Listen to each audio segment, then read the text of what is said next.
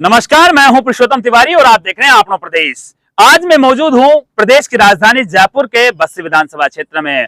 राजस्थान में विधानसभा चुनाव की सरगर्मियां तेज है और जगह जगह से प्रत्याशी जो दांव ठोकते नजर आ रहे हैं वह मैदान में जाते हुए नजर आ रहे। ना दिन का पता ना रात का पता। मैं बात कर रहा हूं प्रदेश की राजधानी जयपुर की, साथ ही राजस्थान के सबसे हॉट विधानसभा क्षेत्र बस्सी की। यहां बस्सी विधानसभा क्षेत्र में निर्दलियों का गढ़ कहूं या बागियों के लिए स्वर्ग, क्योंकि पिछले 3 चुनाव की मैं बात करूं तो यहां से निर्दलीय प्रत्याशी ही बाजी मारते आ रहे हैं। उससे पहले भी निर्दलीय प्रत्याशी यहां जीत चुके हैं। हालांकि मैं यहां की बात करूं तो कांग्रेस यहां पिछले 7 चुनाव हारती आ रही है, तो बीजेपी को भी जीते हुए 3 चुनाव हो चुके हैं। इस बार भी निर्दलीय प्रत्याशी के रूप में जितेंद्र मीणा मैदान में उतर चुके हैं बीजेपी से बगावत करके। अब देखने वाली बात यह है जनता का रुझान किस तरफ होता है। अभी मेरे साथ मौजूद है जितेंद्र जी मीणा। हम इनसे बात करेंगे कि किस प्रकार ये जनता को रिझाने की कोशिश करेंगे। हालांकि पिछले 10 सालों से ये राजनीतिक मैदान में है और राजस्थान विश्वविद्यालय के छात्र संघ अध्यक्ष भी रह चुके हैं, साथ ही एसटी आयोग के ये अध्यक्ष उपाध्यक्ष भी रहे थे। राज्य मंत्री का दर्जा ये प्राप्त था। हालांकि इनका राजनीतिक कैरियर पिछला जुड़ा हुआ है, बेदाग छवि के नेता माने जाते हैं। साथ ही विधानसभा क्षेत्र में, बस्सी विधानसभा क्षेत्र में युवाओं के चहते हुए माने जाता। जितेंद्र जी, सबसे पहले तो मैं आपका अपनों प्रदेश पर स्वागत करना चाहूंगा। आप बीजेपी से बागी होकर के बस्सी विधानसभा क्षेत्र में निर्दलीय प्रत्याशी के रूप में मैदान में उतरे, इस बारे में आपका क्या कहना? मैं बीजेपी से बागी जरूर हूँ। बागी उस व्यवस्था के खिलाफ जो कुछ व्यवस्थावादी नेताओं ने पैराशूट नेता उतारे। क्या कारण रहा कि हम 17 लोग जाकर दिल्ली अपना विरोध दर्ज कराते हैं, सारे मंडल अध्यक्ष जाकर कराते हैं। मेरी भारतीय जनता पार्टी जो रही, जो दुनिया की सबसे बड़ी पार्टी कही जाने वाली, सबसे बड़े कार्यकर्ता सबसे ज्यादा संख्या में हमारे पास, उसके बावजूद हम 17 उम्मीदवारों में क्या कोई एक ऐसा भी नहीं था जिसको टिकट मिले। हम एक राय होकर जब दिल्ली जाते हैं, राय करते हैं कि हमें से टिकट मिले, पैराशूट नेता नहीं चलेगा। क्योंकि यहाँ जो जमीन भारतीय जनता पार्टी की जीतने की तैयारी की थी हम लोगों ने करी। हमने पुलिस से लड़ाई लड़ी, हमने कोरोना का संकट काल देखा, लंपी का हमने काम किया। हर वो व्यक्ति जिसके दुख में आंसू पहुंचते थे हम लोग पहुंचे, हम, मैं और मेरे 17 साथी और हमारे मंडल थे। उसके बावजूद पार्टी ने दरकार करके एक पैराशूट नेता हमारे ऊपर उतार दिया। उसके विरोध में अब जनता के कहने पर हम लोग मैदान में। आप जनता के कहने पे मैदान में उतरे हो।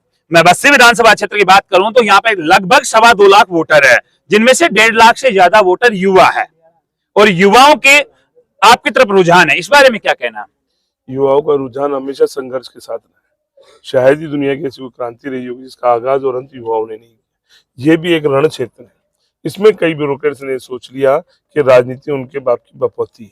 हर बार आए, लोगों का मजाक उठाया, मखौल उड़ाया, आपने ढोंग करके चुनाव जीते, फिर जनता का शोषण किया। आप राजनीति में किस उद्देश्य से चाहते हो? और यदि आपको राजनीति में आना ही था तो 10-10 साल रिटायर हुए होगे, क्यों नहीं आए? जब जनता उस संकट काल से जूझ रही थी, हर आदमी अपना परेशान हो रहा था, कई बार आपको अवसर मिले, क्यों नहीं आए?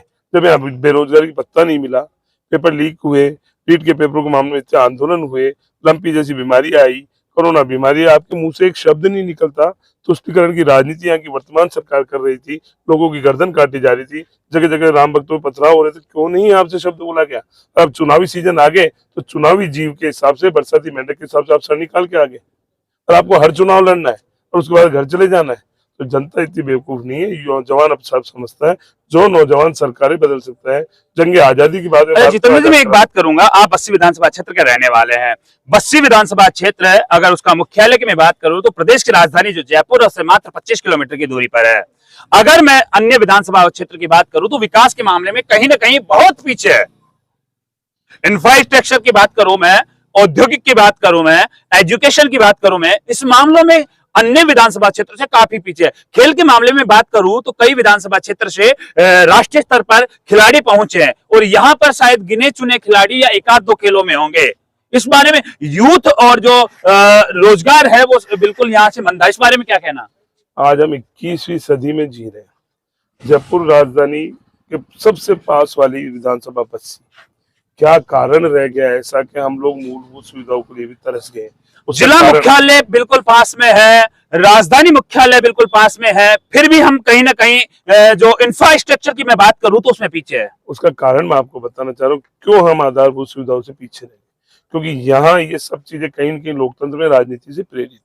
यहाँ जो भी अब तक नेता बने, कहीं न कहीं व्यवस्थाओं के अनुरूप बने, कई बार जातिवाद के विरोध में बने, कई बार लोगों के आक्रोश में बने, कई बार लोगों ने इमोशनल होकर दिया। जो एक्चुअल लीडर जो आना चाहिए था, जो जनता की समस्याएं पहुंचाना चाहिए था, जो विधानसभा में इस विधानसभा के लिए धार था, पूर्व विधायकों को लिए पूछिए उन्होंने कितने विधानसभा में क्वेश्चन लगाए। मैं नहीं कह रहा, विधानसभा का रिकॉर्ड उठा के आप देखिए क्यों नहीं हमारे यहाँ तक सुविधा पहुंची। चूरू के उन गाँव तक सुविधा पहुंच गई, धौलपुर के उन गाँव तक पहुंच गई, झालावाड़ में और कॉर्नर बॉर्डर एरिया में पहुंची।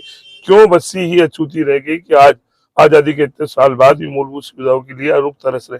क्योंकि यहाँ जो जनप्रतिनिधि चुने गए, कहीं न कहीं लोगों ने ऐसे जनप्रतिनिधियों को चुना जिनका राजनीति से कभी कोई सरोकार ही नहीं रहा।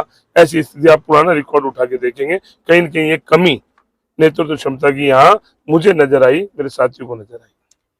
तो अब आने वाले जो चुनाव है बहुत नजदीक है। राजस्थान में राजनीति रण चरम पर है। युवा हो या बुजुर्ग हो या चाय का ठेला हो, हर जगह राजनीति की बात हो रही है अभी। तो विधानसभा क्षेत्र के युवाओं के लिए आप किस प्रकार से या रिझाने के लिए, जो आप हर नेता कोशिश करता है, आप युवाओं के रोजगार के लिए ऐसा क्या कराएंगे? ये रिझाने वाली बात नहीं है, ये निर्णायक वो घड़ी जब ये यंगिस्तान में, हिंदुस्तान में, इस राजस्थान में तय नौजवानों को करना है। नौजवानों को क्या तय करना है? नौजवानों को तय ये करना है कि उनका विधायक उन जैसा हो।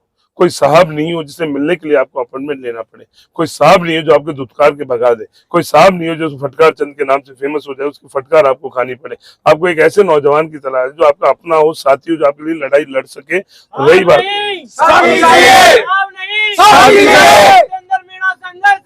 हम तुम्हारे साथ हैं। आपको ऐसा व्यक्ति चाहिए जो लोगों की भावना समझता हो। मैं छात्र राजनीति से आया, मेरे को पता है एक गांव का ग्रामीण परिवेश का व्यक्ति जब कॉलेज में फॉर्म जमा कराने से तब से लेकर जब तक उसको रोजगार नहीं मिल जा सकता, कितनी लंबी प्रक्रिया है। पेपर लीक हो जाए, हमारे विधायक का एक जवाब नहीं निकले, उस बेरोजगार युवक को बेरोजगारी भत्ते का झूठा वादा और इनका बयान नहीं आए, इससे शर्मसार क्या बात हो सकती है।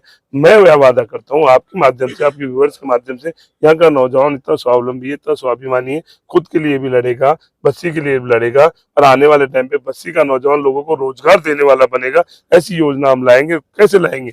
वो हम सबके साथ मिलकर सामूहिक निर्णय से हम लोग तय करेंगे कि आने वाली पीढ़ी अब कैसे चलेगी, आने वाली बस्सी अब कैसे चलेगी।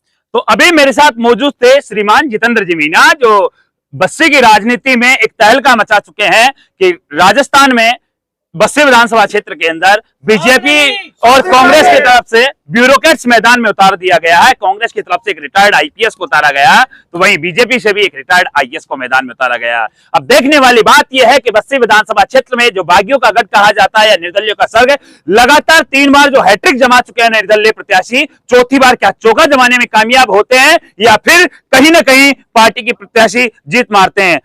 आपनो प्रदेश के लिए पुरुषोत्तम तिवारी की रिपोर्ट। भारत